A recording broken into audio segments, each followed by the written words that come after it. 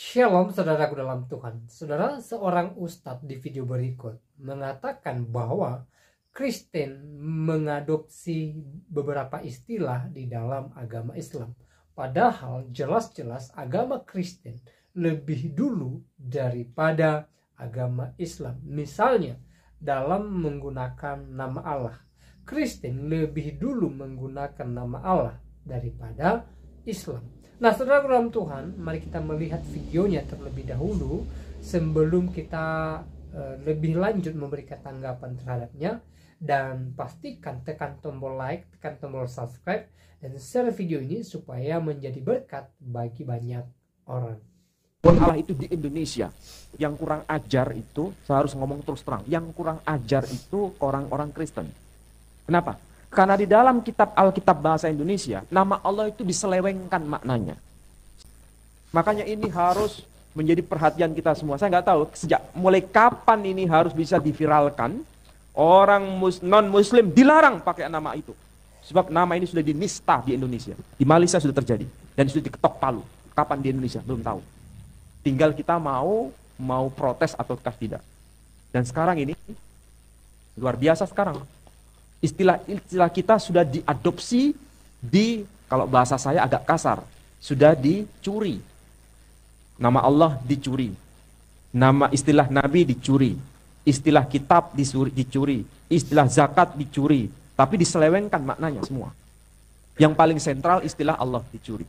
Tapi maknanya diubah. Semua suku bangsa di dunia mengenal yang ilahi, yang menjadi sumber segala yang ada. Demikian pula suku-suku bangsa yang ada di sekitar Laut Tengah. Mereka menyebutnya dengan Il, yang dapat berarti yang kuat. Jauh sebelum Israel lahir, Il inilah yang disembah oleh bangsa-bangsa di Kanaan.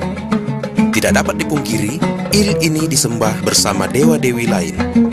Tapi kemudian, Il ini diakui sebagai bapak para ilah. Orang Kanaan dan orang Ibrani kemudian menyebutnya El. Ada satu teks, Dewa Baal meminta izin untuk mendirikan rumah bagi El. Orang Ibrani menghayati El sebagai pencipta langit dan bumi.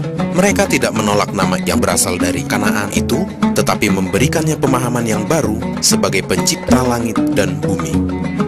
Tidak tanggung-tanggung, nama El kemudian melekat pada nama bangsa Ibrani. Menurut Kejadian pasal 32, awalnya nenek moyang 12 suku bangsa Ibrani ini dikenal dengan nama Yakub. Yakub saat itu dalam perjalanan pulang ke tanah Kanaan setelah melarikan diri dari abangnya Esau. Suatu malam Yakub bergulat dengan seseorang yang tak dikenal di seberang sungai Yabok sampai fajar menyingsing. Ketika orang itu akan pergi, Yakub tidak membiarkannya sebelum orang yang misterius itu memberkatinya. Akhirnya orang itu mengganti nama Yakub menjadi Israel.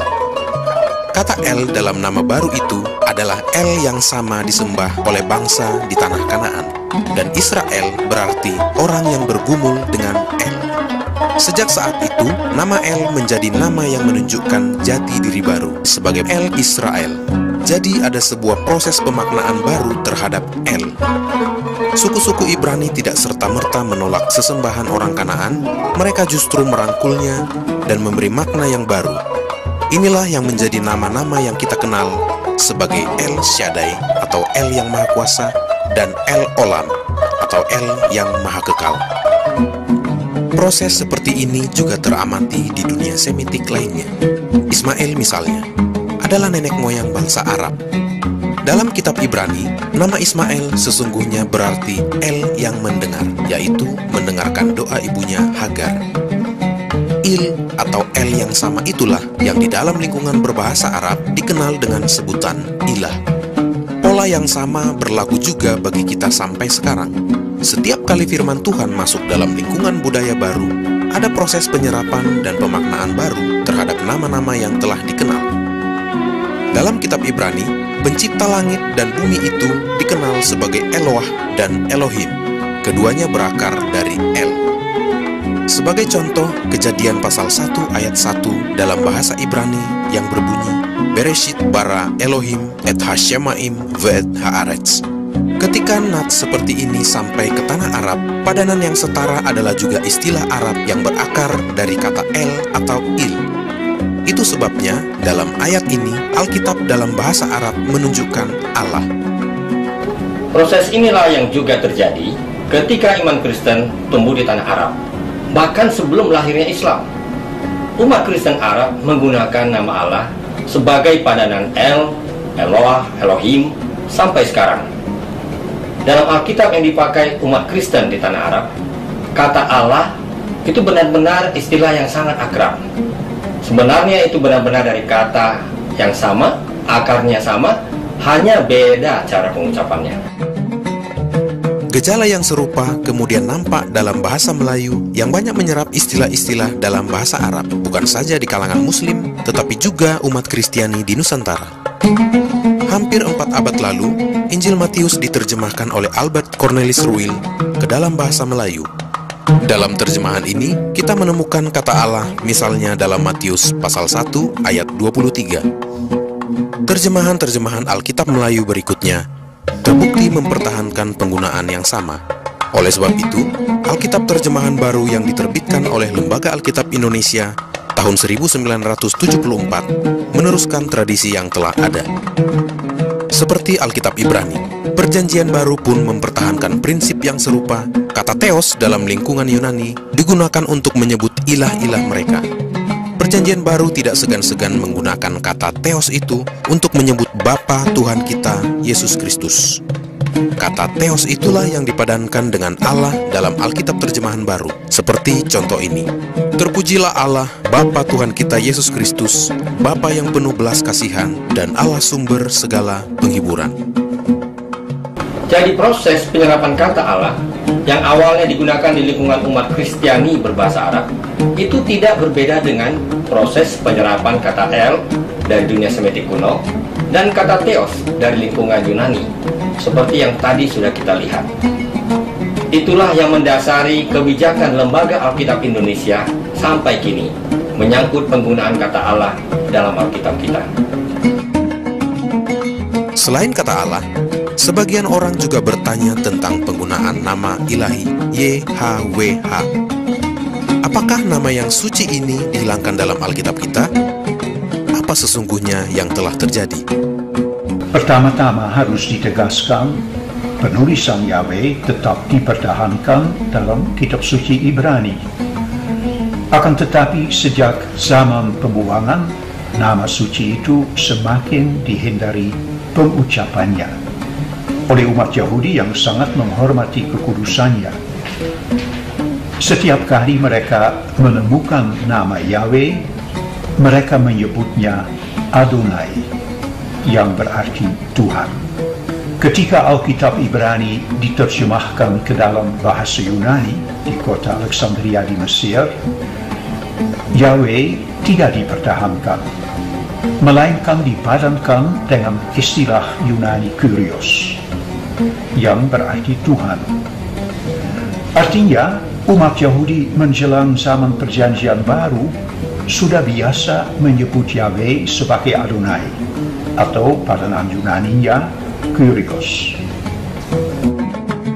Terjemahan Yunani tadi yang dikenal sebagai Septuaginta adalah kitab yang digunakan umat Kristen, termasuk para penulis Perjanjian Baru. Kebanyakan kutipan dalam Perjanjian Baru justru diambil dari Septuaginta. Mari kita simak kutipan berikut dari pernyataan Tuhan Yesus tentang dirinya di sebuah rumah ibadat di Nazaret. Dalam Lukas 4 ayat 18 yang berbunyi, Roh Tuhan ada padaku, oleh sebab Ia telah mengurapi aku untuk menyampaikan kabar baik kepada orang-orang miskin, dan Ia telah mengutus aku. Teks kutipan ini berasal dari Yesaya pasal 61 ayat 1. Meskipun dalam bahasa Ibrani terdapat nama YHWH, dalam teks Yunani yang dikutip Injil Lukas, YHWH tidak disebutkan sama sekali, melainkan digunakan istilah Kyrios yang setara dengan Adonai. Tradisi ini sama dengan tradisi umat Yahudi sesudah masa pembuangan. Jadi para rasul dan penulis Perjanjian Baru meneruskan tradisi yang sama. Nama Yahweh tidak disalin secara harafiah, melainkan dalam bahasa Yunani ditulis dan diucapkan sebagai Kyrios, padanan dari Adonai. Sebagai contoh, kita dapat melihat suatu kutipan Paulus dari kitab Nubuat Yoel. Dalam Roma 10:13 dikatakan, barang siapa yang berseru dalam nama Tuhan akan diselamatkan. Kalimat itu dikutip dari Yoel bab 2 ayat 32. Meskipun dalam teks Ibrani ditulis nama Yahweh, kita lihat dalam kutipan Paulus yang berbahasa Yunani, nama itu disalin menurut pelafalannya sebagai Adonai, menjadi Kyrios. Jadi pola inilah yang diikuti oleh terjemahan-terjemahan Alkitab dalam bahasa modern. Misalnya dalam bahasa Inggris, bahasa Jerman, bahasa Belanda, bahasa Prancis, bahasa Itali. Singkatnya, Lembaga Alkitab Indonesia mengikuti teladan para rasul dan para penulis Perjanjian Baru menyangkut pengucapan YHWH.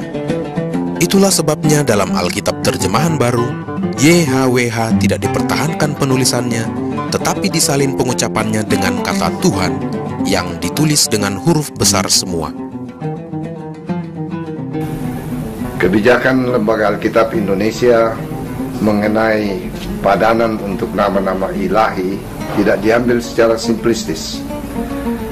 Berbagai aspek harus dipertimbangkan dengan matang, antara lain teks sumber, naskah Ibrani dan Aram untuk Perjanjian Lama, naskah Yunani untuk Perjanjian Baru dan tafsirannya.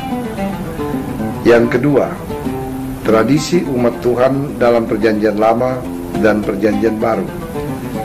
Yang ketiga, sejarah pemakaian nama-nama ilahi dalam penerjemahan Alkitab ke dalam berbagai bahasa dan budaya dari zaman ke zaman.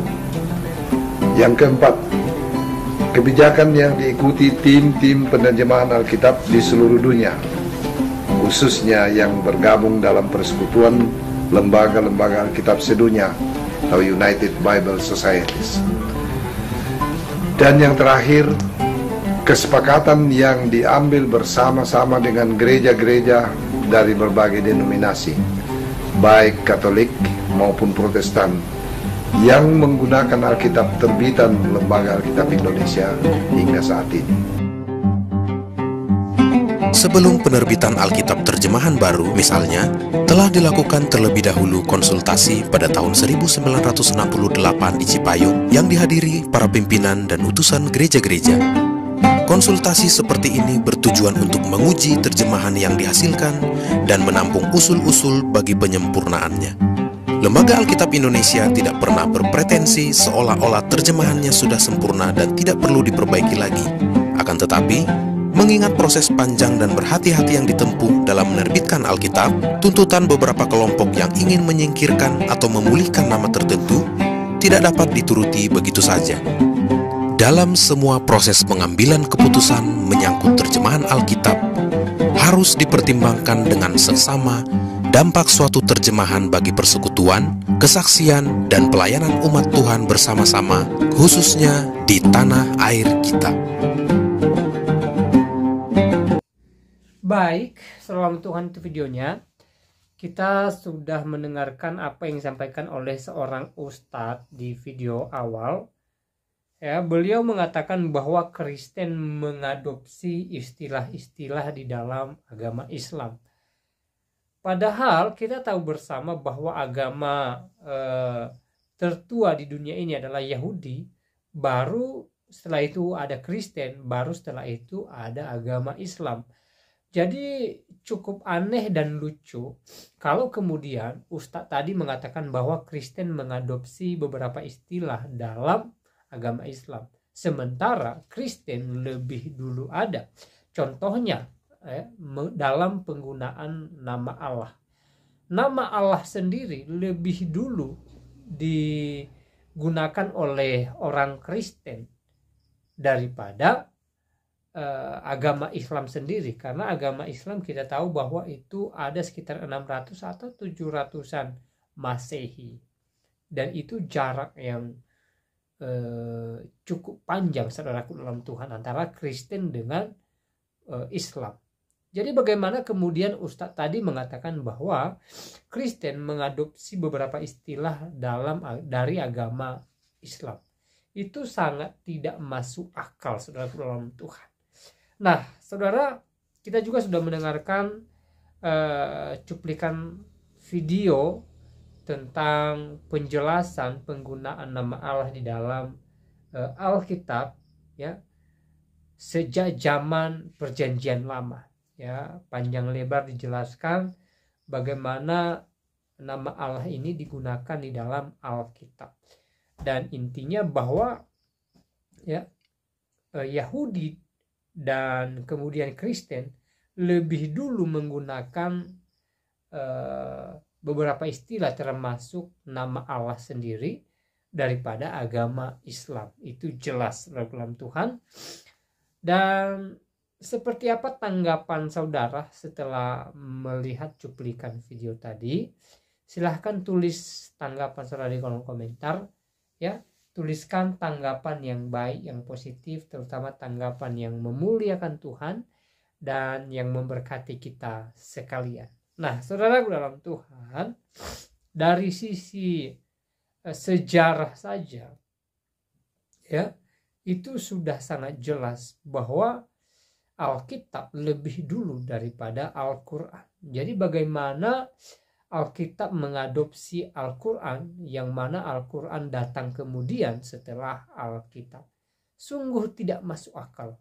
Masa sih Alkitab mengadopsi satu kitab yang belum ada, ya, yang jaraknya jauh antara Alkitab dan Al-Quran. 6 atau 7 abad itu bukan jarak yang sedikit seorang Tuhan, ya. Ada sekitar 600 sampai 700-an tahun, ya. Itu waktu yang sangat lama, ya. Jadi sangat mustahil kalau kemudian Alkitab mengadopsi beberapa istilah dari Al-Quran atau dari Islam. Sangat tidak masuk akal sekali, ya. Nah, saudara dalam Tuhan, itulah yang disampaikan oleh seorang ustadz di video tadi, dan kita juga sudah mendengarkan bagaimana awal mula kata Allah sendiri digunakan dalam Alkitab, dan jelas bahwa Alkitab lebih dulu menggunakannya.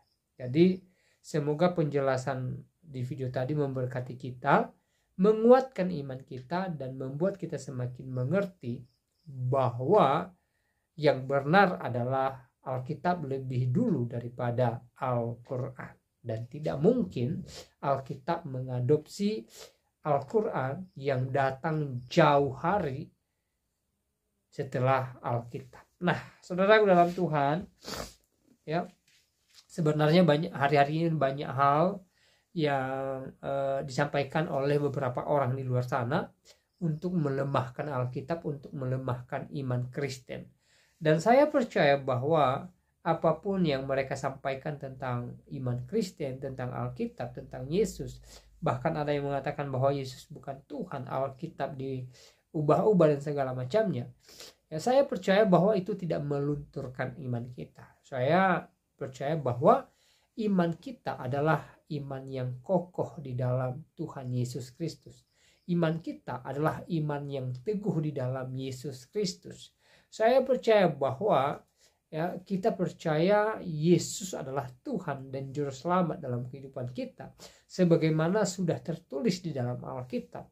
Bahkan Yesus sendiri menunjukkan dirinya adalah Tuhan, menunjukkan dirinya adalah yang ilahi dengan berbagai cara, dengan mengatakannya dan juga dengan apa yang dia lakukan, misalnya mujizat-mujizat yang dia lakukan. Nah, saudaraku dalam Tuhan, tidak diragukan lagi kalau Alkitab adalah berisi firman Tuhan, dan Yesus Kristus adalah Tuhan, dan kemudian tidak diragukan lagi kalau Alkitab tidak mengadopsi Al-Quran, atau agama Kristen tidak mengadopsi beberapa istilah dalam agama Islam. Nah, saudara dalam Tuhan, sekali lagi semoga penjelasan singkat ini, ya, memberkati kita, menguatkan iman kita, dan membuat kita semakin bersuka cita di dalam Tuhan Yesus, Dan kiranya Tuhan Yesus Kristus memberkati kita sekalian. Shalom.